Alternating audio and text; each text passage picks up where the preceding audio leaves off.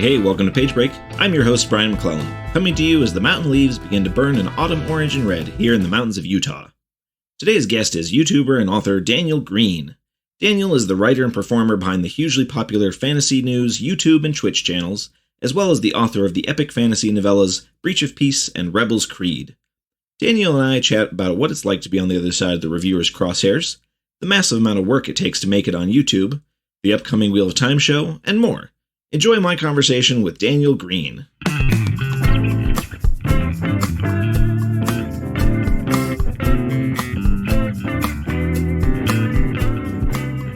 I'm self-taught as a programmer and an editor, and I think the editing is just as hard to learn as learning a new computer language. You can get fine at editing pretty easily, but getting good, I'm still not good. It takes a lot of time and effort, especially sound engineering. Holy crap. Yeah, I knew, jumping into it, I had taken a class on, I think interviewing or something like that. It was a communications class in college. And we had, most of the class had been, doing an interview, but, every step of the way, including your own editing and all that. And I remember enjoying it at the time. But it's, one of those skills that if I was younger, then, yeah, I would probably want to learn it.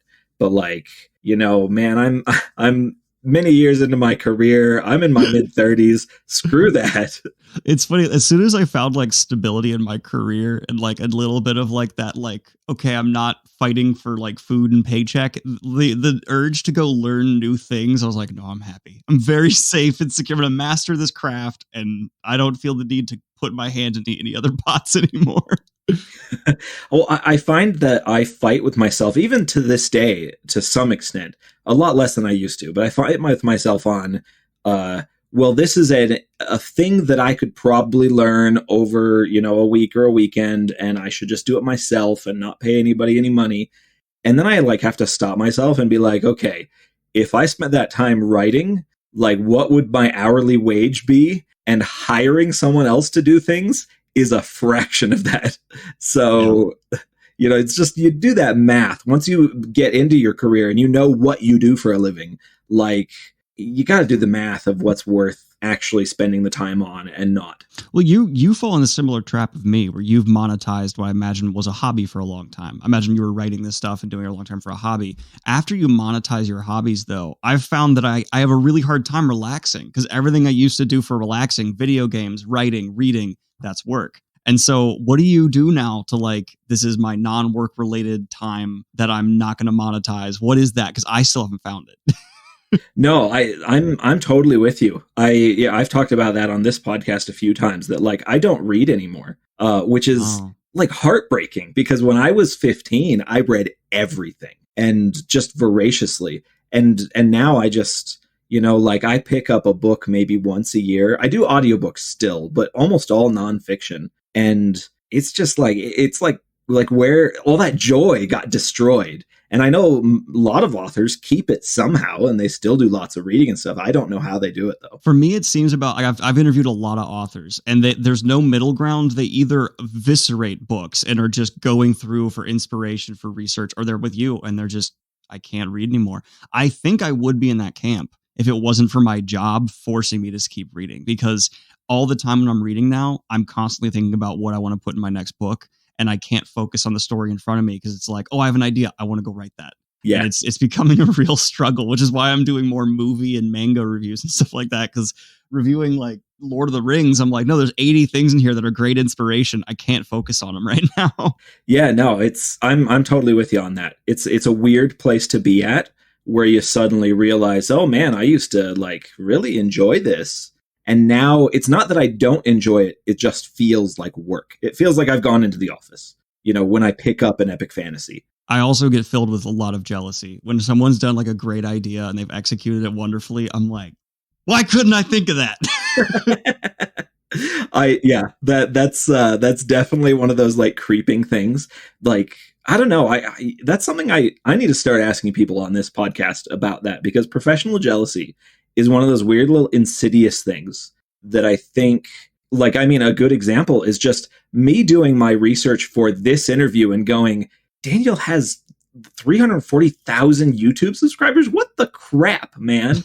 like that kind of like it's like I feel like the professional jealousy that writers get, and kind of in the creative arts, it tends to be more like, it's like tiny jealousies. Like, it's not like, I hate that person, I want to steal their job, I'm gonna have to like, arrange like an accident at the factory.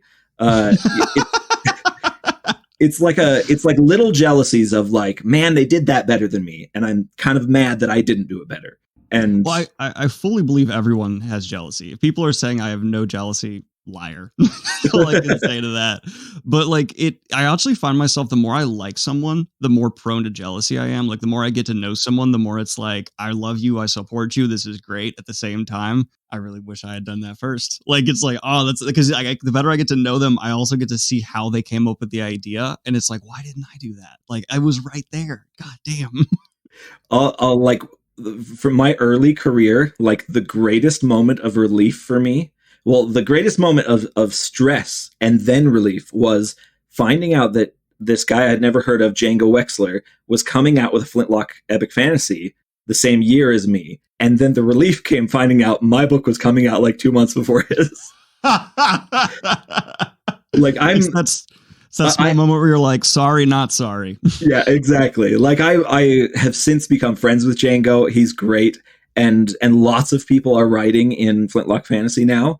But at the moment, it was just a massive panic on my part. Mm-hmm. This is my whole shtick that I'm going to base my career off of, and someone else is also doing it at the same time. That's actually, you've largely become, like, at least in the circles I'm talking to, like, the touchstone for Flintlock fantasy is Powder Mage in your various series.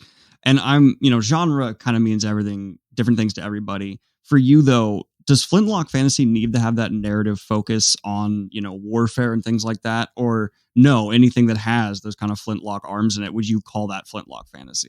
I mean, that's a great question, because you've got like Brent Weeks has some Flintlock technology in his books, in the Lightbringer books. Brandon has done Flintlock stuff in the is it the sequel series to Mistborn? Yeah, Era 2. Yep. Yeah, and so like, it's something that has been around before, but like, it seemed like the actual subgenre, in air quotes, kind of appeared when I came onto the stage. So that was kind of a weird place where I didn't invent it, but I just happened to jump in there when there was, I guess, a little bit of a surge of it. It seems to me it's almost like the Napoleonic angle is what makes it Flintlock. Yeah, and I think, to answer your question, it's like I do think that there kind of has to be that military angle to it, because, that's the implication with Flintlock. You're talking about the type of weapons that your soldiers are going to use. But I guess, I don't know, I guess in my head, I've always defined Flintlock as, Flintlock fantasy as anything that is primarily Napoleonic. Mm-hmm. So yeah, I think I agree with that. You did it so well, and I have to ask, and the answer has to be yes to this. You've read the Master and Commander series, right? And you're a fan of that series? I've never read it. I've seen the only film. I saw the film, and the film is amazing. I love it. Yes, it is.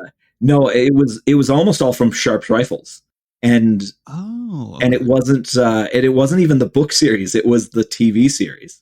I've read a bunch of the books since, but it was the TV series. We got it, like, my wife and I had, like, not been married very long, and we were trying to find something to watch together, and she's like, oh, I remember this show that my grandma used to have me watch with her, like 10 years ago or whatever. We should check the library. And the library had, like, a box set of VHSs of Sharp's Rifles. And man, I was like halfway through the first episode, and I'm like, holy crap, I'm doing an epic fantasy like this. It's amazing when something hits you like that, where you're just like, damn, okay, this is where I want to go. For me, I've always been a fan of Sherlock Holmes and stuff like that, but I've always wondered, like, he's way too perfect. Like, Sherlock in real life would be far more messed up than he is in the books. And so that's why I spoiler for my books, I put a Sherlock character in there and then I kill him. Because it's just like, there's no way that person would be stable or able to function enough to, like, be alive. Like, they would absolutely, if you're that level of intelligence and a sociopath, you're gonna die. And so that was kind of my approach to him, because it's like he's too brave, he's too stupid, he's too bullheaded, while he's a brilliant genius. Especially in like a dark fantasy world. Because if you run into a character who has like a Glockta morality, their solution is going to be, well, I'm just going to kill you. You're too smart to be around, so I'm just going to kill you now. And I find that to be like, every time I read like the original Sherlock Holmes books, I'm like, why wouldn't Moriarty just shoot him? Wouldn't Moriarty just have someone blow his head off and be done with it? Right. And it is funny, like, because you see a lot of people that write these days have that response to things that they grew up with and things that they've read and loved. And they want to play with they want to play with the themes and maybe put a more realistic bent on it, or, whatever. Mm-hmm. But it's kind of funny how we all have those thoughts going through our heads of I love this thing, but I feel like I could change it a bit and do something a little different. And that's cool. Originality is dead. Like that is cool. Is that in Breach of Peace, your novella? Mm-hmm. Yeah, Breach of Peace. It's and then the character is also the second book that's about to come out in December. Goes back and follows actually that character's perspective through the same events of Breach of Peace, because I've always loved that kind of detective noir approach where like you get the unveiling, but it's always in those old noirs so hammy and campy of someone just monologuing. So I was like, what I'll do is I'll write the story where you're left a lot of questions, and instead of just having someone monologue, let's go back and refollow it through their steps in an even bigger book. Which some people really like that setup. Some people really hate it. Some people have been very like, it feels like you're trying to clean up, which it is, but it's a planned cleanup. So I get the frustration, but I'm happy with it. But a take on the character that was so good, it almost scared me out of doing it, was Elizabeth Salander from The Girl with the Dragon Tattoo. Oh, yeah. She is great. Such an outstanding reinvention of the Sherlock type that is in the similar vein I was going for, that I was like, why would I even bother writing this? Like, she was perfect for what I thought of like a mentally unstable, damaged super genius who's solving crimes would be. See, I've never actually thought of her as a Sherlock type character, but I guess you're right. Man, that's interesting. I have not, that's another one where I haven't actually read the books, but man, I love the Danish it's Danish, right? Mm-hmm. The Swedish, I believe. The Danish films, the Northern European films.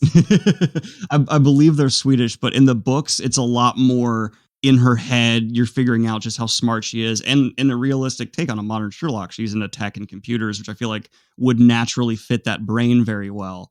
And it's about how exploited she is, how taken advantage of. And it's awesome to see that. And that is how society really does treat people who are kind of in that spectrum, because it's if you're that smart, there's usually other things that are lacking because you still have the same brain. So there's limitations.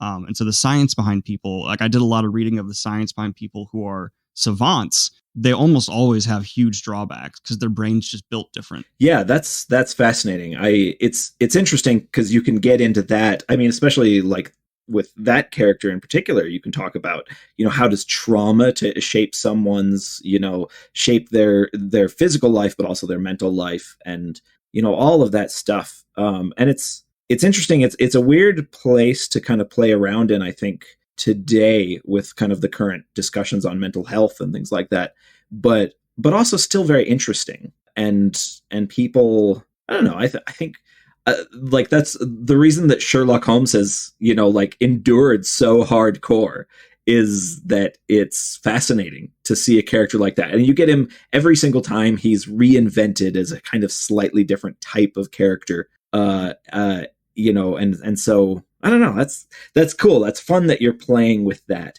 And so you said you're continuing to play with that in the new book, right? Yeah. In the first book, you only get his perspective for a few pages, and that's only to just give the reader a taste of how this person's mind works, which is something that like it's the mind is 1,000 paces ahead of the mouth kind of syndrome. And so this book's actually going back and walking through his motivation for why he did what he did, which is basically becoming a traitor. And the big unveiling in the book was largely because he was bored. Like he did it because he's just like, this way of life is too uniform. It's cultural erasure. It's bland. It's repetitive. So he's like, I gotta go against this. I hate it. And so the main reason why he turned coat, he's like, this is just boring. I hate this empire. Like, cause it's so much more fun to be a part of the smaller kingdom that's coming up than the giant empire that's overthrown everything and is trying to just assimilate to their culture. And that's why his big motivation was, screw this, I'm out. And I kind of love playing with that. And then the other angle to it, which pulls from Sherlock. And one of the big things that's actually inspiration for me is like, you always see these, Sherlock Holmes is the most reimagined character in the history of literature in terms of just shows, adaptations, thousands of takes on this character who has had influence that is far reaching beyond what a lot of people think. And I wanted to just actually like, okay, what this actor would do for this performance. So I literally was like, okay, it's going to be what I think Idris Elba's performance of Sherlock Holmes would be like. And that's what I wrote. Because I also am someone like you, where I watch something and that's just as big as inspiration for reading something, which has been amazing. I've talked to a lot of authors, and I would say 50-50. They're either inspired by books or movies, which I didn't think going into it. Yeah. I'm very much visual stuff stimulates my desire to write. Reading does as well, but visual stuff does it a little easier for me. And I don't know. I guess I always kind of take things that I see on screen, and then that kind of just triggers the ideas and kind of keeps them moving. And it's, because with writing, you don't want to run into that like trap of being worried about plagiarizing somebody. Like, oh, am I stealing the way they did this idea? Mm-hmm. But that I feel like the translation from, that visual medium to, the written medium is you go through enough of a change that it's not as big of a fear, I guess. Well, I'm fascinated by what your take on this is going to be, because this has been something I've never said. I've never had the courage to say in a video, but at least if I can bounce it off you, I can either be told I'm right or wrong. You do know I'm recording this, right? Oh yeah, let's go. So okay, just making sure. When it comes to basically every fantasy author is guilty of ripping other fantasy authors off to a certain extent. It is an extremely incestuous genre in terms of ideas. It more comes down to, are you doing it respectfully? Like, I think Jordan took just as much from Tolkien as any author has taken from any other author, but he did it with an extreme reverence to the source material.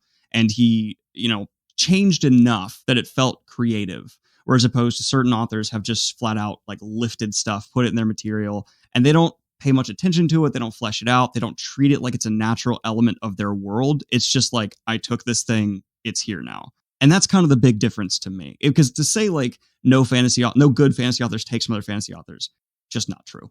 Yeah, totally not true. Yeah. So you think I'm in the ballpark there? Yeah, I think so. I feel like I almost would get even less philosophical with it. Like in terms of, being respectful to source material and stuff like that. I don't know. I guess I don't think of it. I think of it more of, if you're going to steal something, the respect you show is making it not look like you stole it.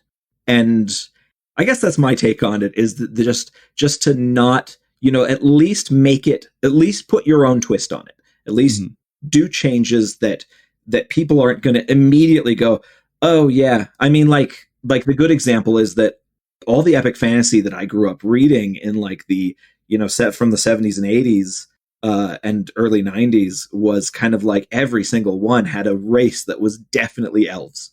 And you're like, can you like at least file the serial numbers off of this? and you get it. In some cases, it's filed really well. And in a lot of cases, it's not. And you're like, well, this is like, we are in Rivendell right now, and the elves are a slightly different color. That's it. And so, yeah, that's a funny thing though to think about, is that, because it is true that we all just, and I mean, steal maybe is too strong of a word, but we're all influenced by everything that we've read and watched and done, and pretending that you're not is, I don't know, that's kind of the height of arrogance. Well, I think it, for me, mostly comes down to thematically, does what you took make sense for you to have taken? Like, are you actually servicing your story by lifting a lot of similarities to this other thing? Or is it just you put it here because you like it and you think it's cool and you didn't earn it? Building it into your story naturally, I think, is a really important thing. And I think that's kind of what will bring most fans along with you. But I do constantly in the circles I run and see accusations of taking, stealing, whatever. I would say most often people claim stuff is taken from the Dresden Files, when Dresden Files is like, I love Dresden Files, but it's not the most original thing ever. And it's kind of playing in a very ripe patch where just a lot of ideas. I mean, literally Jim Butcher just took the Book of Creatures and threw it in a series, which it services him great. But saying people stole from Dresden, for me, Dresden is such a well-known set of tropes that are just done very quirkily that it's kind of outrageous to me to say, like, no, just because it's a magical user in the modern era solving crimes, that's not taking from Dresden. Granted, there are some things that I've read where I'm like, okay, you were inspired by Dresden. They have the snarky sidekick and all this stuff, and I'm like, okay, now you're really treading that territory. But you know, I'm very hesitant to ever throw an accusation of stealing in fantasy anymore, just because after I've read so much of it, even the best writers who are the most respected have stuff in their books where I'm like, okay, that's just from Tolkien. That's just Right. took that, got it. And there's certain stuff that's described to Tolkien that it's not Tolkien's. Like, Tolkien did not invent elves, period. Yeah. He did not. And people say that all the time. No, there's a reason why you can say elf and you can't say hobbit in your book. It's because he did make hobbits. He didn't make elves.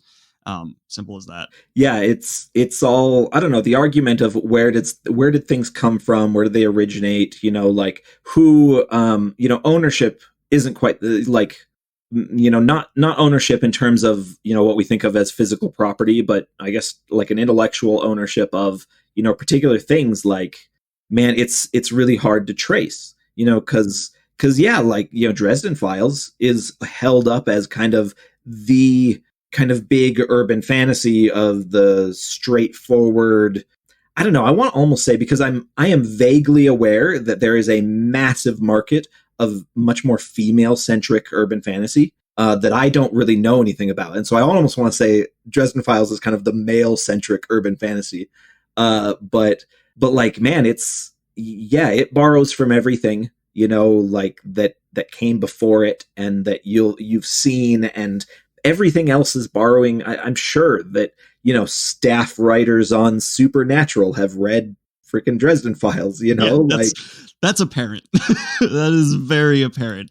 It's all cross-pollinating in a way that if you want to make accusations of stealing, it has to be very specific. It really does. And it also comes down to, like, does the person have a serial habit of doing it, or is it just a couple things here and there?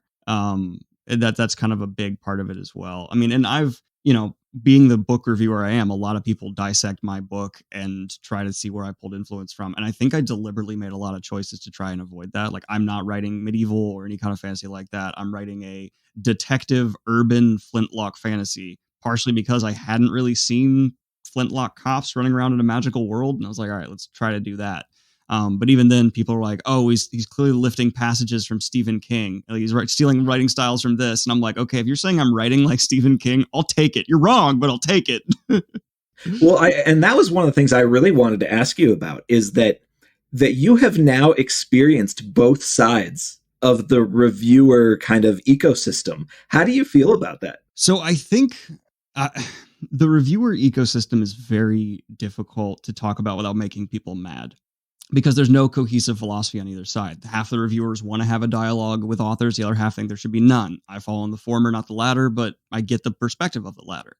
I found even the most harsh feedback not hurtful, just useful if it seemed genuine. Even if someone was giving my book a 1-star review saying it was terrible, as long as their feedback was genuinely critical, I was taking notes and being like, "Oh, this is good. I like this." But then there's the stuff that's like 5-star reviews that are clearly like, this person didn't read the book. They're just gushing about me. And I'm like, this is useful. I don't feel like I earned this. And it's kind of just the only stuff that hurt was when they were clearly like, I just hate this person. Let's attack him. Like, let's just crap on this guy I don't like. I wish I could say I have one answer to solve like some of the drama we've seen happen between authors and reviewers, but really the biggest philosophy for both sides is just don't be an ass. Just be nice. Just be honest, and don't take things personally, whether you're a reviewer or an author, because you have to understand you are talking about something that people have probably spent years of their lives crafting, but the review is still something you got to respect because it's that person's opinion. You can't tell them that they're wrong. Unless they clearly did not read the book, which happens a surprising amount of time, that people leave a review and they say things where you're like, that's not in the book. I don't know what you're saying. This is wrong. But you know, it is what it is. I've gotten a couple of trade reviews where it's so obvious that they either skimmed or did not read most of the book. And when it comes to like blog reviewers, that's fine. Whatever. They're trying to get content out. But when it comes to like, trade reviews that like determine whether libraries buy my book and stuff like that, it genuinely gets a little infuriating. It's like, man, okay, I understand that they put 6 books on your desk this week and told you to review all of them, but like, this is going to be in Kirkus, so please. Yeah, I don't actually remember whether it was Kirkus. I don't think it was, but like, that's an example. Like, you get frustrated by, I was like, okay, man, yeah, I try to at least make it look like you read it. The most clear-cut example of that I have is there was someone who in the review talked about how I tackled themes of parenthood. There's no children in my book except for a kid who's hung in the first paragraph. Like, there's no kids, there's no children at all. There's no talk of being a parent. There is nothing. And they're like, he really got in deep to like the parent-child dynamic. And I was like, what? The characters don't have kids. Like, what are you talking about? Maybe that reviewer is really big on infanticide. I guess. Well, they didn't even mention that. My assumption is they opened the first page, looked at it, saw the mention of a young boy, and then went, okay. And then just stopped what they were. That was done. But literally that paragraph is talking about how like he's hanging from a chain, but from a window, like he's dead. Like that's the only time a child is mentioned. So in book 2, there's a moment where it looks like a child character might become important. And then I just have them written out and like screw off. Cause I was like, no, I hate kids. I'm never gonna be a focus in my book. I hate writing children. Yeah. Oh, that's funny. It's a real skill to write children well. It is very difficult. Yeah. Yeah, and it's weird. And even the kids that I put in my books tend to not have a lot of page time. I don't have children. I've got a lot of nieces and nephews. So I kind of vaguely understand how children, like exist. But I guess, that, like you said, that's a skill that people kind of need to learn and foster. There's like the 3 faults of writing children: making them hyper smart, making them super stupid, or just writing them condescendingly, where it's like, oh, little kid can't think for anything. You have to have that balance where they do seem kind of naive, but they're not totally dumb, and they're not too, like Stephen King, he's known for writing very good kids. Stand By Me, like it works. And you also need to have that like childlike misuse of foul language, but it's still like not too bad, like because every kid when their parents aren't around swears. Like that's a universal truth of childhood. Definitely. So it's really, I've actually really looked into it, and there is so many like papers and books about how to write kids, and all their advice is different. I gave up. There's not going to be kids in my books. Yeah, it's tough to kind of, I think it is tough, especially as a new author, to learn what you're not good at. And whether you want to put the energy into learning to be good at it, or to just kind of say, yeah, that's not a thing I'm going to deal with in my books. I'm decent at action is what I've learned, and I'm really bad at slow scenes. So now I've tried to like make myself write more slow scenes because I'm super descriptive. I like to really set the stage, and all my beta reader feedback is like, why are you describing this room so much? Stop. Like it is, I don't need to know all these details. And I'm like, but Robert Jordan made me this way. So I didn't want to spend like our entire time talking about it, but we are recording this the day after the first trailer for Wheel of Time. Mm-hmm. And I know that that's huge for you and your fans. Like a lot of your videos are Wheel of Time. I tried not to bring it up. I went in this thinking don't bring it up, and I've brought up Wheel of Time twice now because it's on my brain. Well, of course it is. And anybody that works in like the corner of genre fiction that is epic fantasy, like Wheel of Time is kind of omnipresent. It is like Game of Thrones in that sort of, everybody has at least, read the Wikipedia page. If you are an epic fantasy fan, you're vaguely aware of this thing existing, and you probably will be a huge fan of it, or you'll hate it for some reason. The way epic fantasy fans can get. It's one of those series that also has just stood the test of time so well. I mean, there's a lot of series that are popular for a decade and then disappear entirely, and it's just been one it's still popular. It still sells, from what I know. They're still, even without the show, they were remarketing it, new editions coming out left and right. Which I do think that sauce. Sorry, I think that there's something, probably the fact that Brandon finished it and now he is pretty much the biggest epic fantasy author out there. Him, Martin, and Rothfuss, and Brandon is by far the most prolific. And so I think there's part of that is that Brandon is very much still in the public consciousness as being a section of Wheel of Time. But it's good, and it's like it was like the formative epic fantasy of like all millennials' childhoods, you know, and so that definitely creates like it creates a thing, you know, like so. I had actually wanted to ask you. I have no idea if this is rude or not. How old are you? I'm 26. Okay, so you're younger than me by a bit, but not like a huge gap. I don't know your age, so I don't know. Yeah, I'm 35. Okay. So, but like that's not. I wouldn't consider that a massive distance. We're both millennials. We both. I almost just said something really weird. We both have the same childhood, you know, era. Yeah. But so I do think there's a lot about Wheel of Time that just kind of sticks around. And it's funny because I was tweeting about this a little bit yesterday that watching the trailer for me was very weird because weirdly I have never finished the series. I think book 10 came out when I was 17, and that was the last one I read. And there was I think because book 11 came out when I was in college, and I just like didn't have the money to buy one. Ain't that true? Yeah, and then I think I got really depressed because Robert Jordan died, and I was just like, "Oh, I'm not going to bother." Yeah, I remember that day. And then when Brandon picked it up again, I was like, I started a reread, and the reread was so daunting that I was like, "Okay, this is probably never going to happen."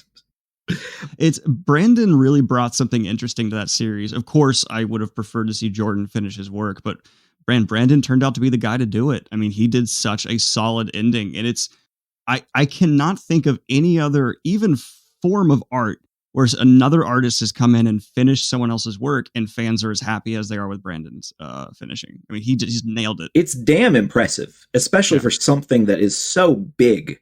You know, like it's just so complicated and huge. And it like I watching that trailer yesterday, I kind of had these conflicted feelings of, yeah, a part of me had been like, oh, I left Wheel of Time behind 16 years ago or whatever. But there was another part of me that was like, man, I used to have an encyclopedic knowledge of this series. And like I could feel like the cobwebs, like, you know, in the back of my brain kind of like shimmering and going, oh man, you remember this. This is amazing. Like, so it was a very complicated, you know, trailer watch for me.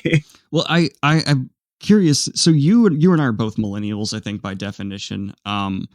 So for me, it took me until I got into this job and started doing a lot of thinking about my influence for fantasy, at least commercially. During our childhood, the biggest fantasy franchise was Pokemon. That's the biggest fantasy franchise in terms of units sold and stuff. And I think that's what caused the diversification of fantasy we're seeing now from writers of this era. Because, you know, if you were writing fantasy in the 60s, you were influenced by Tolkien and your peers. Now, if you're writing a fantasy, you're influenced by, you know, we've gotten fantasy coming over from all across the world, all these different spins and takes on it. And the Wheel of Time I see as kind of one of the first examples of that. It really feels like it was pulling from around the world and taking sci-fi ideas and weaving it into the lore, all kinds of stuff that had been done before, but not in a truly epic, huge fantasy like that. And I think that's part of why it's aged so well, is because so many people pick it up and they're still seeing themes that authors are writing today. It definitely hasn't aged perfectly. Like, I'll be the first person to admit that Wheel of Time has some rust that is coming in. But it's amazingly influential when you really start talking, especially to authors of today. Yeah, no, definitely. It's like a big part of, you know, because even the authors that didn't read it, like I was saying before, they're still very aware of it. And it just is such a presence in kind of our, you know, just in our little corner of publishing and in a fandom too.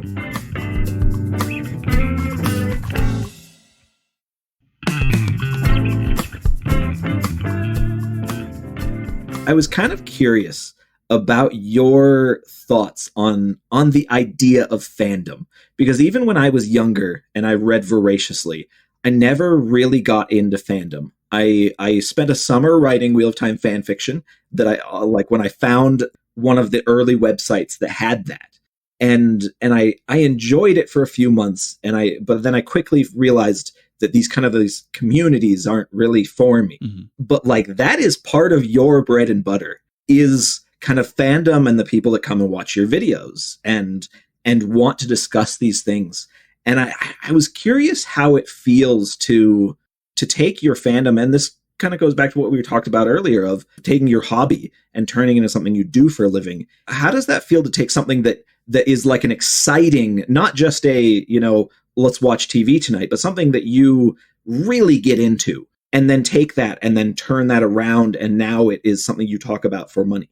Well, I imagine you're going to have a similar experience where you can still enjoy stuff, but this part of your brain is always taking this more analytical approach. Like part of your brain just feels this need to pick apart themes and intent, and you're really nitpicking through, which in certain books definitely can take away from the enjoyment some. I know a book is really special when that part of my brain is completely turned off, because I'm like, oh, I can't even think about that. I'm just so in the moment. The Greenbone Saga did that to me, where I couldn't even think critically. I was just so like, this is awesome.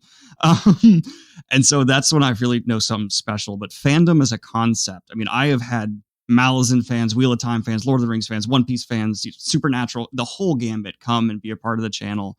And I originally rejected the idea that there are attributes to fandoms. And obviously there are fans who are casual for everything. There are extreme fans for everything. But there are definitely fandoms where there's something about that franchise that incentivizes this zealot-like following. Star Wars is the prime example. I mean, they literally have political rallies. They have like Star Wars rallies where like people show up and are just going nuts for nothing. And that's their fandom now. There's obviously casual Star Wars fan. That's fine. But there's also like, I've found Powder Mage fans to be very into the nitty gritty of the books. Like your fans are very like, oh, this is Napoleonic here. This is what he's pulling from here. They love all the influences that come in, but they're not super preachy. Like I've had Malazan fans are like, you have to know the Gospel of Malazan, and if you don't like it, F you. Like that's Malazan fans somewhat. And then Wheel of Time fans are, I think you kind of put it perfectly, where it's like, that was huge for me a long time ago. I remember. Sanderson fans, they get angry at you if you don't watch all of his live streams. Which I can't. I made a video where I made predictions, and people were like, well, at this timestamp in this live stream, you said that couldn't be a thing. And I'm like, sorry, I guess I missed that. I apologize. But there is every type of fan in every franchise, but certain franchises just tend to have a current that goes a certain way. And Lord, I've been getting into One Piece recently, and One Piece fans are the most kind, aggressive people on the planet. They are, hey, how's your day going? Didn't you read 4 more sagas this week? Isn't it wonderful? And I'm like, yes, relax. Yeah, that's funny. I like, I'm interested by that kind of I guess social sharing of something you love as a hobby. It's a bizarre place, because it's like, I wonder, occasionally, the analytical business side of my brain will be like, how can I tap into that? How can I create something like that? But I always end up running into the same thing, where I realize that if I try to analyze it too much and try to actually create around the idea of someday having a fandom, I just work in circles, and it's not going to end up anywhere, because it's not natural. I find the biggest commonality between franchises that get those fans who just talk about it all the time and can't let it go are the authors who mastered the iceberg approach of just putting things that have massive implications. And that is what gets people online to just go. Like if you look at, Malazan's probably the prime example for that. There's a lot thematically there. There's a lot that goes on, but narratively, a lot's left open-ended and just implied. And I think that's what makes people just discuss. Because like Erickson didn't even flesh out how his magic system really works that much, because he wanted it to be a mystery. He said that, like, I don't want you to know all of it. I made a video trying to explain it, and like the top comments were all like, don't do that. They're like, stop. And I'm like, all right, fine. So it comes down, I think, a lot to that, because like Sanderson's really good at that, where he's always saying like, all my stuff's connected, but you don't know all the details yet. And that makes people just go crazy trying to figure it out. You're trying to put those little puzzles in. That's definitely been consistent. Pretty much. And Tolkien, obviously, except he didn't answer it all, but he put it in a book that no one enjoys reading. So it's still kind of up to, we'll ask the super Tolkien nerds about it. That was his approach. Yeah. It's weird how you get kind of that scale of things, from the casual reader to the, the really crazy reader. It was funny because I did Brandon's live stream a few weeks ago now, and he mentioned that he had I actually I'm now remembering, I'm now trying to remember whether we had this conversation on screen or not. But he hopefully it was on screen and I'm not saying something that we weren't talking about publicly. He mentioned that he was reading my new book, and he said that it was really cool that I was finally going over to epic fantasy. And it made a little thing blow up in my brain, because I'm like, I thought I was writing epic fantasy this whole time. But to Brandon, Powder Mage was military fantasy. Mm-hmm. And from what he was saying in The Shadow of Lightning, my new series, he's like, no, this is far more epic fantasy than anything you've done before. And I honestly because Brandon spends his off time thinking about those things. And I very much do not. And so it kind of made this little wire in my brain kind of go, wait, what am I writing now? I don't actually know anymore. I'm like Brandon's like the authority on this, so I guess he's right. Well, I think it comes down to that whole thing where genre is it's decided by marketing. That's just so much of it. It felt so soulless when my self-publishing thing I'm going through was now put in what your genres are. We recommend you do the SEO search to see which ones actually would be best for you. And I'm like, shouldn't I put the ones that actually, okay. There is that angle to it where you have to just rely on what the public sphere and marketing is. And that's getting more and more muddled all the time. I mean, genre is a made up concept, right? It's just to try and categorize all of fiction, which is really a Herculean task. That's why there's just every new day, 10 more subgenres are appearing. And then books that have been out for 100 years, people never thought to put in those genres, but now absolutely apply. I've become so jaded with it. I start to see sci-fi and fantasy as the same thing. It's all just an excuse to be fantastical in a way. I imagine when you're making the videos that you make, you have to kind of keep all of that stuff in mind, because it's, YouTube is all about those algorithms and things like that. Fortunately, I've reached a size where I don't have to be as obsessive about it, because I can rely on YouTube to spin the wheels for me to an extent, because I've thankfully reached the point where they go, okay, if you like fantasy, you'll probably like this guy's videos, or you'll hate him and we'll throw him once, you'll leave a hate comment and we'll never throw it again.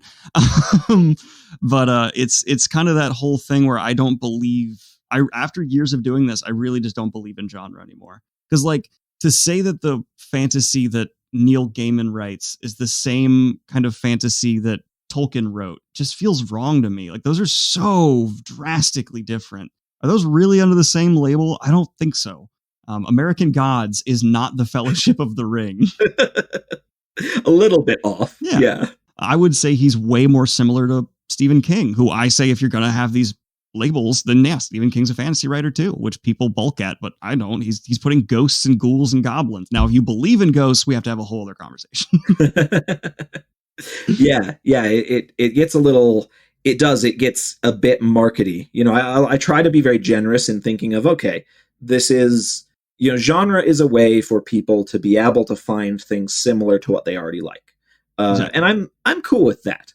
But it does get a bit soulless, doesn't it? And it also comes down to the reader. If they like this one angle of a book, then there's a book that's in a similar genre that probably isn't going to apply as well. If someone really loves Dresden Files for the detective aspect, if I then said, oh, you like that fantasy book, here's Rothfuss, that's probably not what you liked about Dresden Files. So I'd be way more accurate in giving them Uncanny Collateral, which I think has a lot more tonal similarity there for them to go on over into. And Abercrombie, God, is he really a fantasy author? There's so minimal fantasy in there. I love everything he does, but it's just, I wouldn't give that to a Cosmere fan, because it's not the same thing. Tension, tone, thematically, it's all so different. Yeah. Do you find when you're writing that you think at all about, what kind of a mix mash maybe you want to create? Do you like for instance, when I started Promise of Blood, there was a very definite thought in my head of, I kind of want to create something that that is content-wise right between Brandon and Joe Abercrombie. Wow, you nailed that. Sorry. And thanks. But like, that's what I was aiming for. Do you think about that kind of thing?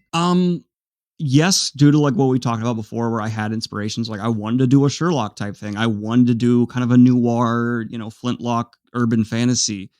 But at the same time, while I was actively writing, I was never thinking about I need to fit in those walls. I'm a very just follow the narrative writer. I don't plan much outside of just like bullet points that I want to get to.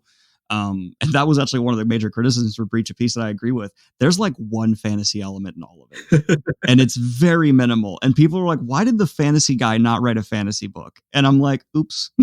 I'm like, maybe if I had been thinking, I would have put more fantasy in there. But there's one character with fantastical abilities in the whole book, and they're in the last like 20 pages. That's it. Yeah, one of my like little things that I have a rule for myself is that the first book in a new series of mine has to have, within the first page, has to mention magic in some way, just to help establish the kind of universe that we're playing in. I would have loved to have gotten that advice, because man, I had some people who were like, apparently didn't know who I was, who picked up the book and were like, why did this suddenly become fantasy? And I was like, oops, my bad. No. Well, I'm sorry. I'm a couple of years too late. Well, that's part of the learning experience. But that's actually a big question I wanted to ask you. You are someone who is writing in multiple subgenres of fantasy. You've written big boys to slim boys, and you've kind of gone all over the place. How has your process of writing evolved? Are you now still kind of feeling that pressure when you sit down more than ever? Or are you kind of, okay, I can do this. I got this. Let's get the next one out. Like, how does that go for you? Oh man, the pressure is different. I think the pressure is higher, but it's different. I talked a little bit on this podcast in an earlier episode with Wes Chu about this, where you get to a point in your career where you realize that you're actually quite good at writing, but you also have narratively in your head, you can see this massive web of threads going in every single direction based on every single decision that you make as an author. And so you reach a point where you're no longer sitting down and saying, oh, I don't know what this next scene will be. I'm stuck on what to write. You're sitting down and saying, crap, I have 19 different ways I could take this scene. Which one of those am I actually going to do? Which one is going to be most efficient and is going to do what I want with the biggest gut punch and all that stuff? And I think that is where the pressure changes, is that I now sit down and think, man, okay, where am I going to go with this of all the choices that I can see laid out in front of me? It's almost, I think a lot of people have a misconception on writer's block where they think you can't come up with ideas. I find writer's block to be too many ideas. Yes. You just have so many paths, and it's like, especially if you're trying to do a series, because if you commit to a path and then like on book 7, you realize that was the path that couldn't get you there. Yeah. Damn. That's I've already had that in Rebel's Creed, where I made a choice in Breach of Peace where I'm like, that was the wrong choice. Damn it. Yeah, and if you read my first trilogy carefully, you will notice the threads that I dropped after Promise of Blood, that I realized, yeah, that wasn't actually quite working for what I'm trying to do. And it's a weird thing for me as an author to look back on, to say, oh wow, yeah, that was a thing that I was going to flesh out, and then it kind of sucked, and I didn't actually like it once I started writing the sequel. And I think that the more you get into it, the more experienced you become with writing sequels, the more natural it will feel, and the fewer of those mistakes you're going to make. I had an author give me a recommendation for solving that problem that I've taken to heart, and I think is the greatest thing. I write characters in a similar way to them, where I will create a character with an intention. Like, this is a character I want to explore this idea with this theme, and they'll do this. And if that thread, I'm like, oh, this is not going to develop, it's just a wonderful opportunity to kill some people and hurt your readers. Yeah. Just kill that character in a miserable way. And then you can drop that thread, and it's justified because they're dead, and you hurt people. And as you know, the more you hurt your fans, the more they'll buy your books. You know what? I actually struggle with that. I really? feel like I don't think I'm cruel enough to my characters to really be like the next breakout massive success. I feel like you inflict emotional trauma on a lot of your characters, Brian. See, I don't think I do, though. I feel like I don't do it enough. I read some of the gut punches and stuff like that. in some of those books, and I just think, holy crap! Like I like my characters too much to do that particular thing to them. Although I'm wrestling with something. I won't say it because the book's coming out in like 8-9 months. But like I am wrestling with something right now that I've set up in book 1 of this new series that is a major gut punch change of directions, and I'm not 100% sure where I'm going to take it yet. And but I've got I'm starting to plan book 2, and I'm like, oh, do I lean in to how incredibly emotionally cruel this thing is, or do I shy away from it? And I know that in terms of fans and narratively, it's better to lean in. But like, there's part of me that just doesn't want to. I have to shut off all empathy for all my characters when I write. I make myself not care about them. Like, there's a character I put a lot of myself in, and then when I'm writing, I'm like, I hate this person. I'm like, I want to hurt them. Like, it's my approach to it, because they're a tragic story, so I have to do that. And then like I have my mom reading like the draft, and she got back to me and was like, this reads a lot like you. And I'm like, yeah. And then she's like, and you did that to him? And I'm like, yeah. And she goes, okay. She's like, that's a lot. And I'm like, it's not their stand-in. It's not supposed to be me. They just have my anxiety. And she's like, oh, you still seeing that therapist? Right. You get that worried text message at 2 a.m. Are you okay? I feel like Joe Abercrombie probably gets a lot of those. I would imagine, but Joe lives for that stuff, Oh, yeah. Like I absolutely adore his books, and I've actually gotten to hang out with him a couple of times, and he is fantastically fun, but he also takes a huge amount of glee in that whole thing, and I'm a little jealous of that, actually. Well, he's wicked. There's no other way to put it. He's a wicked writer, like where he will just he keeps the people around who you hate because he knows you will hate read for those characters, and he just gets rid of everyone you like. He just punishes them for being likable and not a sociopath. Well, actually, that leads into a question I wanted, if you don't mind, for me taking over your podcast and now interviewing you. I don't know. Hey, yeah, man, I'm supposed to be talking to you. You have me on your thing. You're always welcome. But that no, shoot. So you've told me you're not reading as much anymore, but in terms of like the state of fantasy, you're someone who has contributed to popularizing one of the bigger subgenres of it now. What are your thoughts on how it's changing? Like, not only with the live action adaptations, the all kinds of different cultures coming into it, the popularization of it, like Marvel, that's fantasy sci-fi, like through and through. As someone who grew up in the time where it wasn't as accepted, what are your thoughts on watching it come to the forefront of pop culture in a way like now it's the biggest grossing movies and TV shows? I guess I don't have I don't have a very complicated opinion on it. I think it's awesome. Like it's really cool seeing kind of the nerd culture become mainstream, and that includes, fantasy stuff. Like when my career kind of first started, it felt a little bit more of yeah, I'm a fantasy author, and then they immediately imagine me, in my mom's basement in my underwear, kind of like, Cheeto dust all over me. But I feel like by the time we reached like season 5 of Game of Thrones, like epic fantasy as a mainstream thing was just accepted suddenly.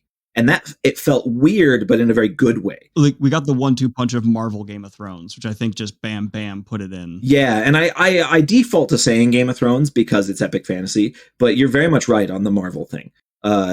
Just creating that mainstream science fantasy coolness, and having it just be, people nerding out about made up worlds. Like it feels. If you went back to 1995 and talked about it, it would feel weird. But it doesn't anymore. It's quite cool. It really hit home for me just how much has changed from when I was a child, when I saw 2 of my best friends from high school who were always like, I think one of them was color guard, the other was cheer, very, typically not into nerd stuff. And I saw them on Twitter arguing about Thor, and I was like, what's happened?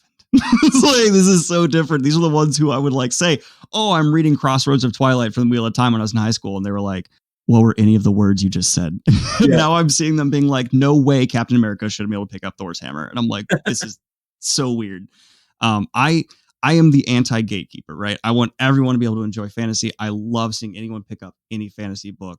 The only thing that bugs me about the popularization of it is what has been done to Star Trek, because Star Trek was one of my favorite franchises growing up, and it's been completely decimated, in my opinion. I hate it now. It's ruined, and I want to cry. I hate it. It's so upsetting. Really, I like because so my friend Dan Wells, who's a horror author, he loves Star Trek, and he seems to soak in everything Star Trek, and he's had opinions on a couple of the various iterations, but he generally seems very positive about what's gone on with Star Trek, and I've never been a fan of Star Trek. Like, I've seen a few episodes here and there.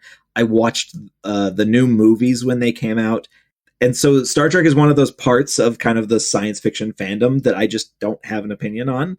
And I find it interesting that you're so bothered by where it's gone. And I also want to say, if you're enjoying new Star Trek, great. I got no problem with that. Keep the franchise alive. Wonderful. But I'm a Next Generation fan. I loved the episodes that had no action and were just debate. Like, one of my favorite episodes when Picard is debating in court whether or not Data is a real person who should be considered a real person. I thought that was such a wonderful episode of just seeing, should we treat AI as an individual and respect its individual's, rights and stuff.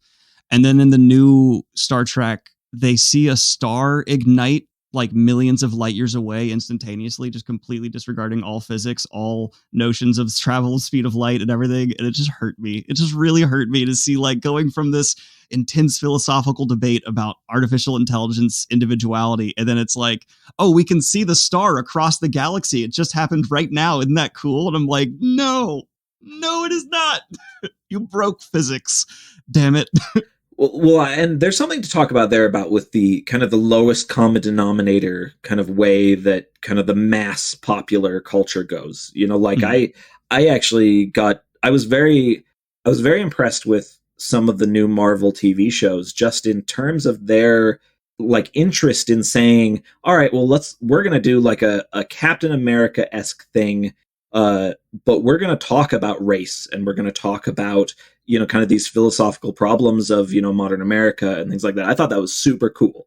And it kind of surprised me, because you expect everything to move towards the lowest common denominator. Yeah. Of things being simple and very simple for every single audience member to understand.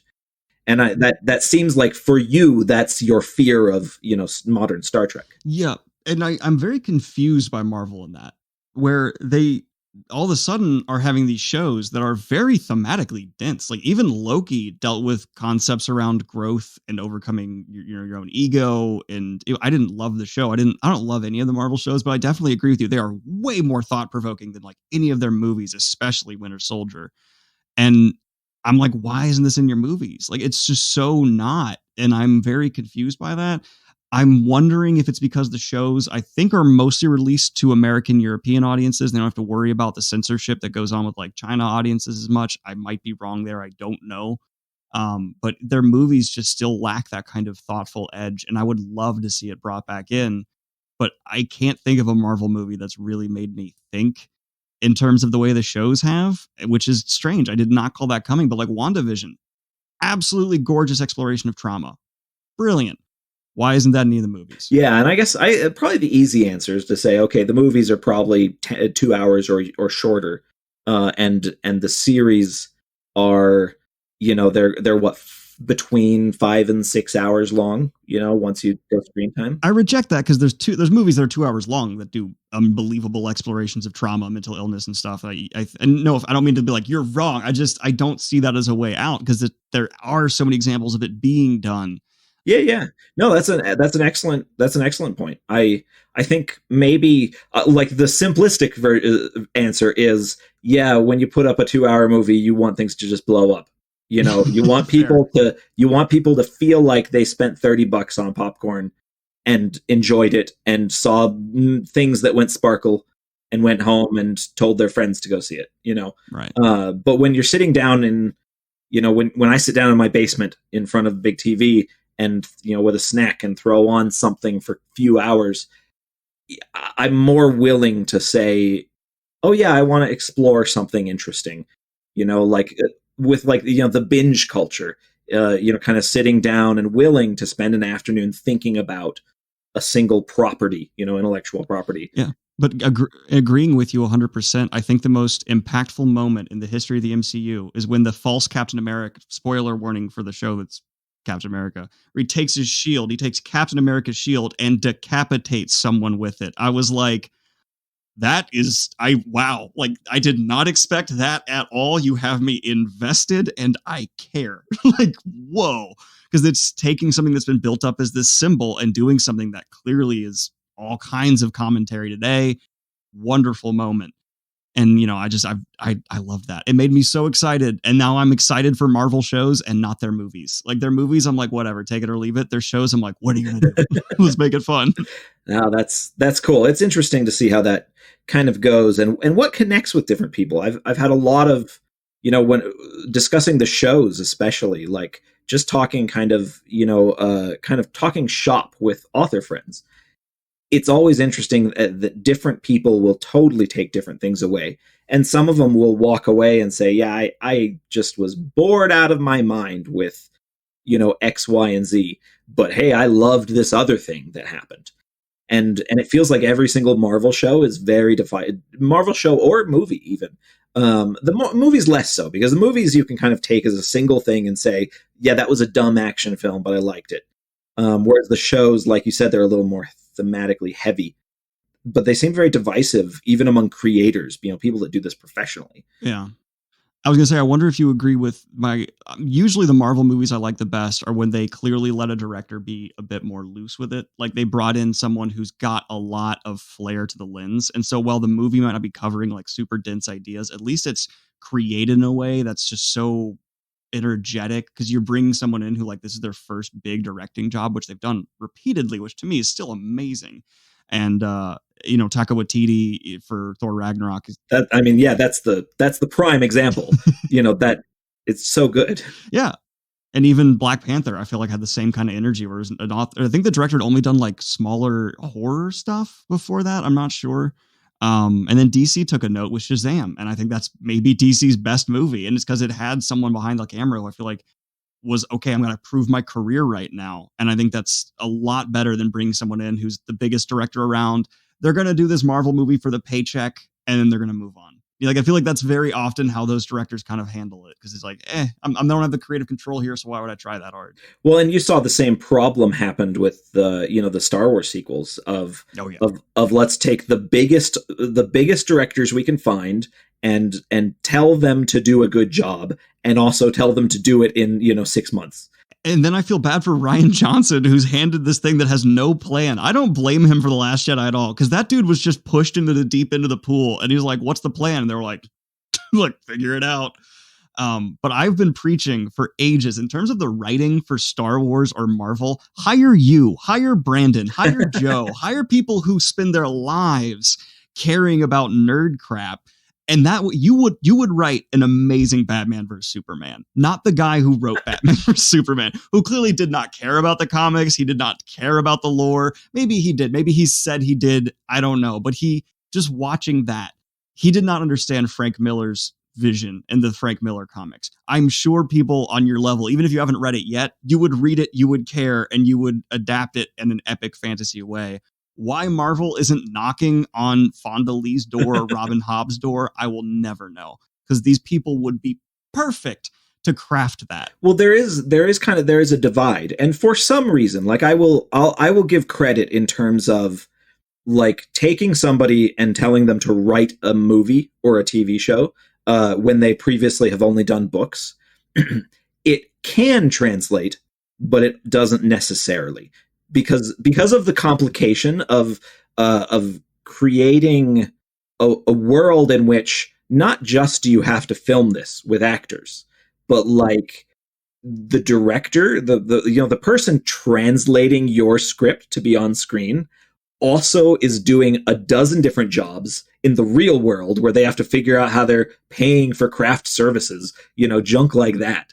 And so I have some sympathy in terms of the job of a Hollywood writer is far more complex than what I do for a living. Oh, especially if you're a writer-director. That is a bag of holy crap. That's why, again, I feel horrible for Rian Johnson. That guy had to do... Star Wars was basically just handed to him, this $1 billion franchise, and he was just, I did Looper. Like that was his thing. It amazed me that happened. Well, and it's funny because I walked out of Last Jedi kind of like, wow, that just killed Star Wars for me, and I hate Rian Johnson. And then what, like a couple years later, I watched Knives Out and went, oh, Rian Johnson's like incredibly freaking talented. What happened? Like, what clearly things happened behind the scenes with that movie that I don't understand, because like I was given very like amazing proof that Rian Johnson is a unparalleled director. Like, so you know, like those things, those like the writing by committee,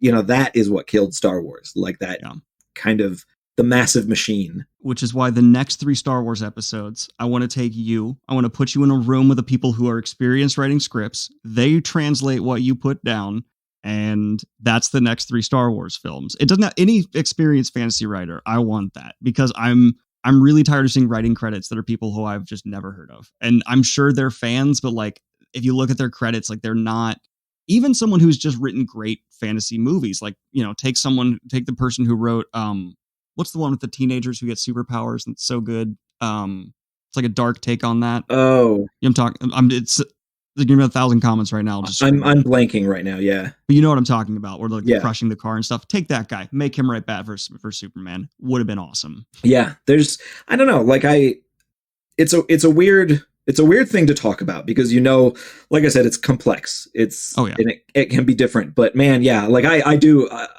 one of my bucket items is writing for TV or film someday. I don't know if it'll ever happen, but you know, that would be dang cool. I feel like it will. I feel like I think they'll wake up and they'll start hiring you guys and it'll be for everyone's benefit. I'm going to look up this movie right now because it's going to drive me absolutely insane. No, go ahead, do it. I don't even know what to Google.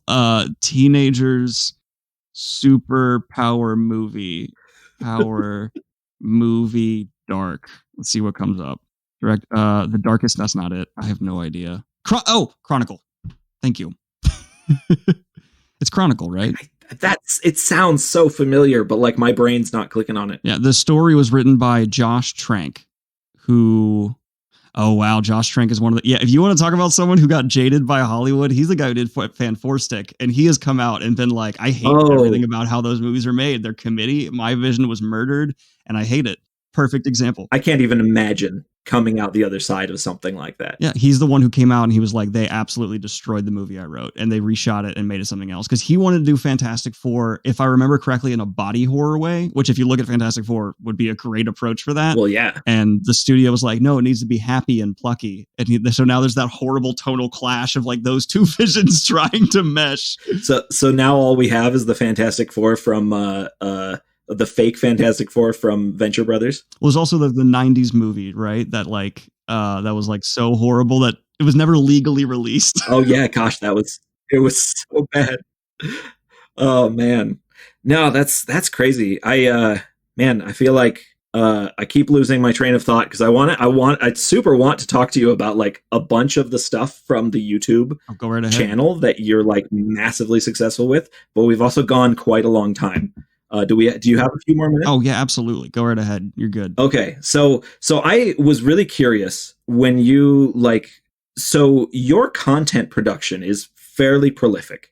Like, and that feels, as someone who puts a book out like once every 18 months or something like that, like the idea of putting something out every week, this podcast notwithstanding, how do you kind of deal with that creative energy versus trying to do your own writing on top of that? Flat out, I'm very open and honest about this. I am an unhealthy workaholic. Like I love working 12 hours a day, 6 days a week. And it's only been recent that like I've had to pull it back to 5 days a week. I still work 12 hours a day, but it's 5 days a week. And it's because I just love what I do. I love working, and there is a lot of stress with it though. I mean, I am on medication for stress and anxiety because I have to be, but I genuinely love every second of it, and there's also an extreme advantage YouTubers have where I am doing a bunch of different jobs, so I don't get tired of them. Like I'm an editor, I am a producer, I am a in front of the camera person, I'm a writer, I'm scripting, I'm noting, I'm reading, I'm reviewing. So it's not really the same thing every day, which is really good at keeping those wheels going. Like if I was just editing, I want to blow my brains out. But because I only do it 5 hours of the 12-hour day, then yeah, it's a lot more fun and energetic, and I can be creative. And while I'm shooting, I'm thinking about what I want to do for editing. And then on top of that, there is a well-known issue going on right now on YouTube where being a YouTuber is actually, and I mean this literally, addictive.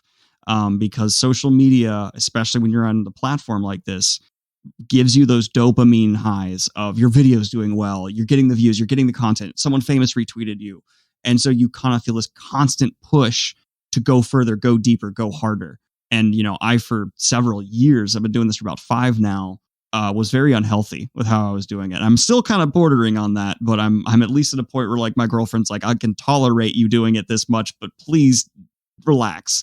And so it's kind of just a cycle of that. So I've had people come up and want to do what I do, which is still the weirdest thing ever to have people want to do what I do. But I always tell them it took a lot of abuse for me to get here and grinding hard. I think it's easier to do it now because the YouTube kind of algorithm way it works is it realized fantasy content is something people want to see. So now more people are getting more recommendations for fantasy stuff. Thank you, Game of Thrones and Marvel. And Sanderson. Oh my God, Sanderson just blows up on YouTube for if you are a content creator who wants to have an easy few hundred views, Sanderson.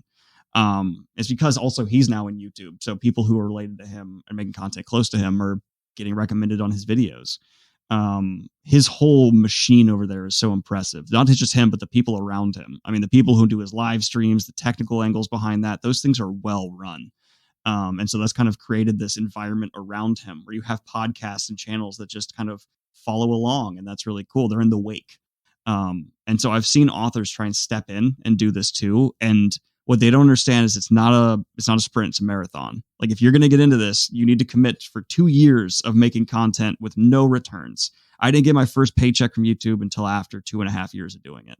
And then I finally got a paycheck and it was for like $80. So it takes a lot. Well, and you kind of like, I noticed I went through a few years ago. I kind of went through, I was like, I kind of became vaguely more aware of YouTube as a reviewing platform. And so I was like, I need to find out who reviews kind of fantasy novels.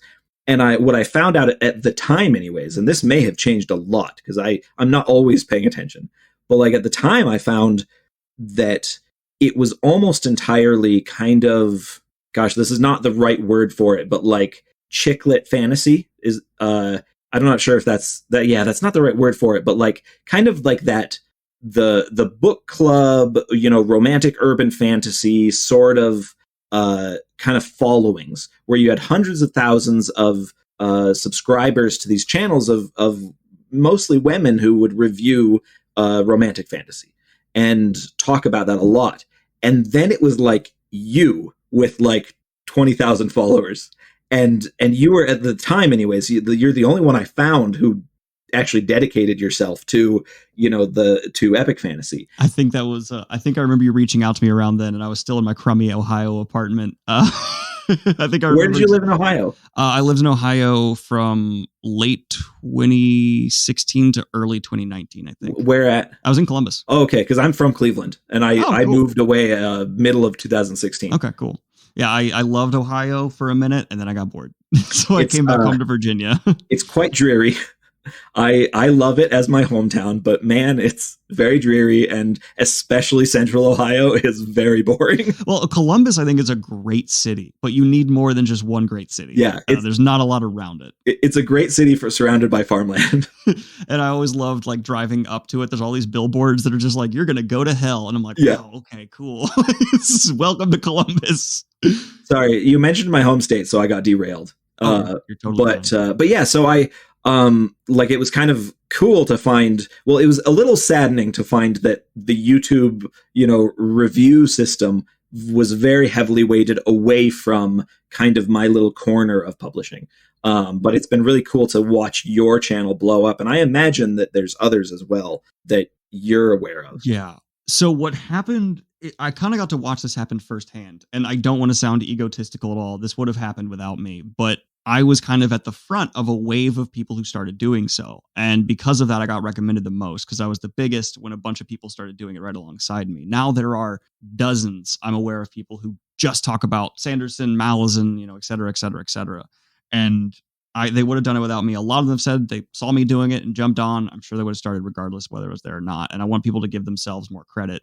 But as that started happening, that really pulled a lot of those people from those already big, talking about YA, romance style novels, and put them onto us. And I got to say, for a long time, a huge part of my comment section was people saying, oh, I'd never read anything but YA. Then I kind of read Mistborn because that was being marketed as YA at the time. And then that got them into wider epic fantasy.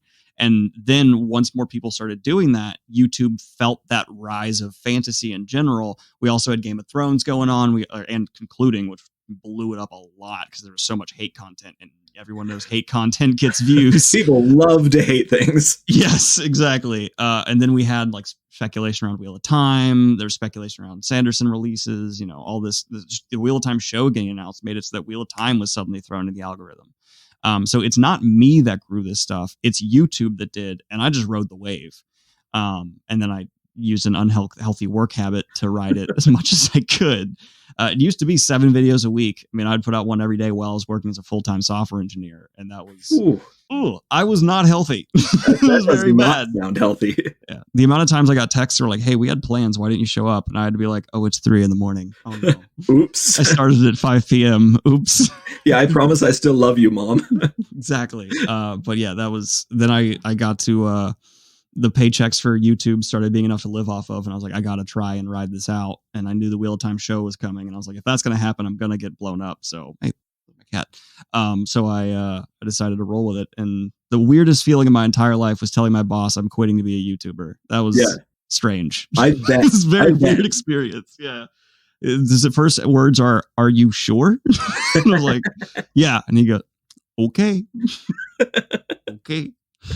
Yeah, no, that's fantastic though. It's like, it's cool to kind of go from that, kind of just working the crap, grind, to being able to, even if it is more work ultimately, to being able to be your own boss and do something that you enjoy. Oh yeah.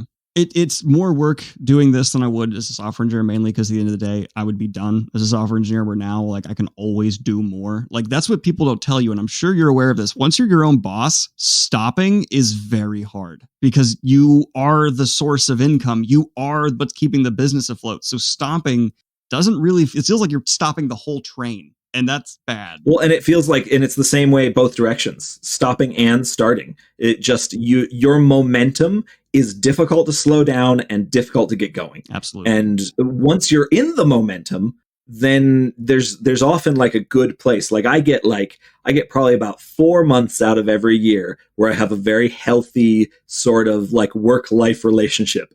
And then the rest of it is either video games or I'm like just writing massive amounts all day. So you also get writer's fever where it just, you have to write, like it's just coming out of you and you're like, I got to get this down. Yeah. Once that momentum is going, then yeah, I have no problem doing 14 hours days. It doesn't bother me terribly. But that has to offset those times when I have zero momentum and I just spent, like 5 days playing Civ straight. So I love Civ so much. That is a drug. Civ is a drug. There's no ifs, ands, or buts about it. Yeah. Yeah. Some people like heroin. I like one more turn. That's great. And that's just, sometimes you got to pick your poison, right?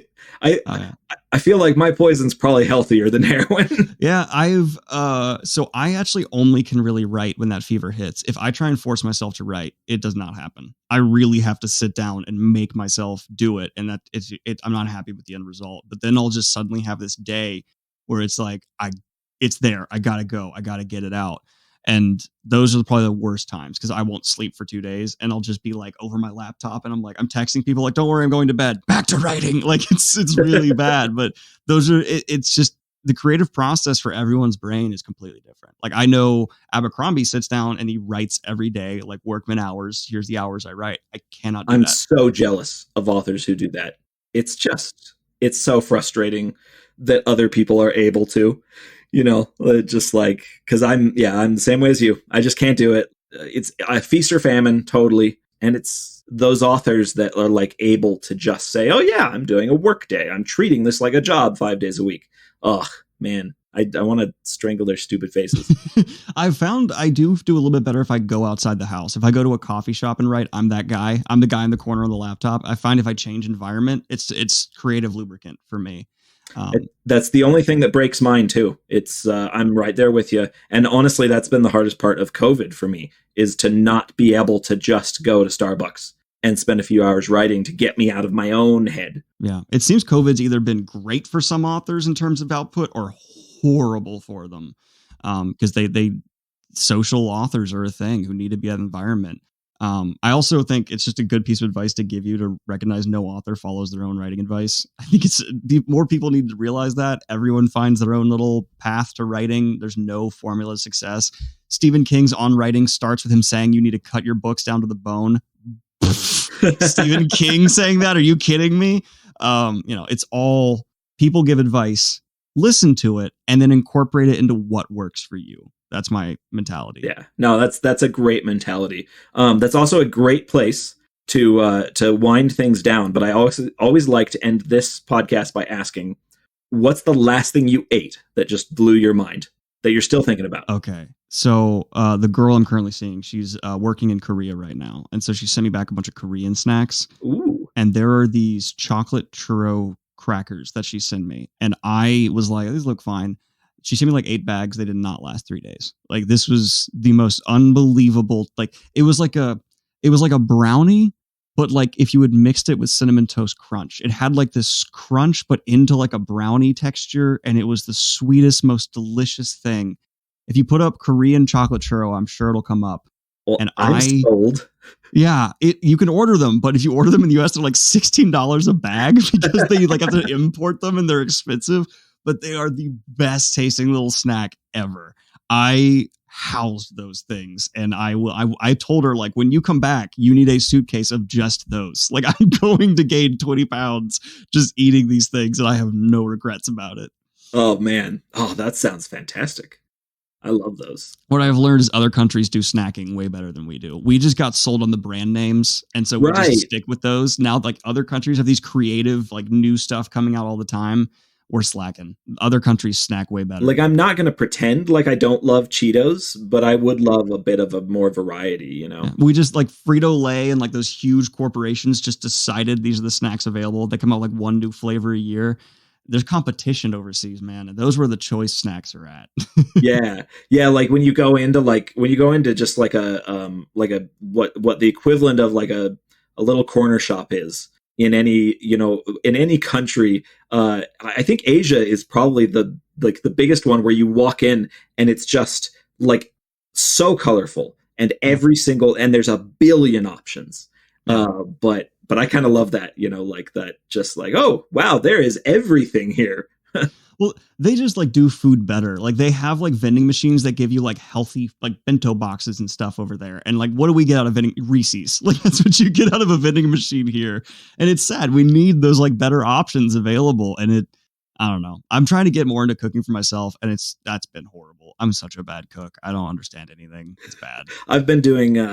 I've been trying to do like lifestyle changes where I like calorie count, and I'm trying to be really conscious of like what I'm eating.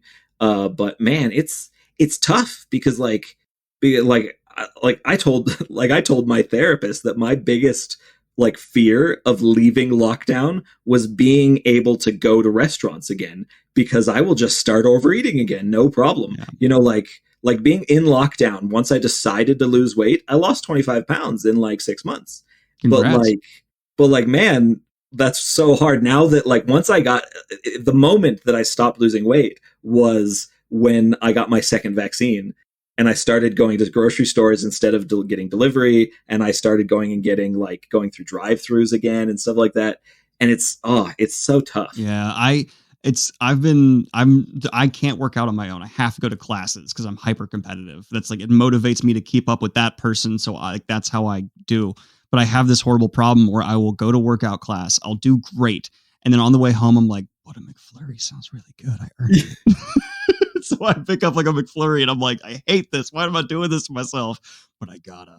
Oh, I do the same exact thing. Like when I was doing regular game nights, Like, I would get a 20-piece McNugget on the way to game night. Like, who knows? Who thinks that's a good idea? I certainly don't, but I still did it. Yeah, it's because it's literally addictive. Like, people don't realize how much stuff in their food is actually designed to be hyper addictive. And so it pulls you in. And like, getting over a sugar addiction is genuinely really difficult. Like, it's actually a really big hurdle for a lot of people to do. And talk about like scarcity of healthy options. I was in a gas station recently trying to find a drink that was not loaded with like 30 grams of sugar, and I couldn't find one. I had to just get a bottle of water because like there was nothing. Yeah, I switched over to pretty much I only drink tea and I drink water. Yeah, which if you try to get tea in a gas station, it's like, this is an all natural tea, 40 grams of sugar. Right. No, I just make it at home. I just get loose leaf tea and make it home, because then I can just, like, I don't have to feel guilty about putting a teaspoon of sugar in a cup of tea, because that is like what 1/6 of a single can of pop, Oh yeah. And you're hydrating, which is great. Yeah.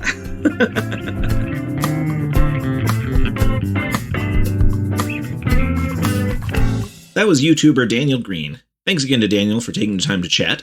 You can find links to his social media, YouTube channel, and his books down in the show notes. You can find me, as always, at brianmcclellan.com. Special thanks to James Sutter for music and Tom Bishop for production. If you'd like to support the podcast, head on over to patreon.com/pagebreak or buy my books in ebook, paperback, or audio. You can also get signed copies of my books direct from my website. Don't forget to like, subscribe, and leave a review.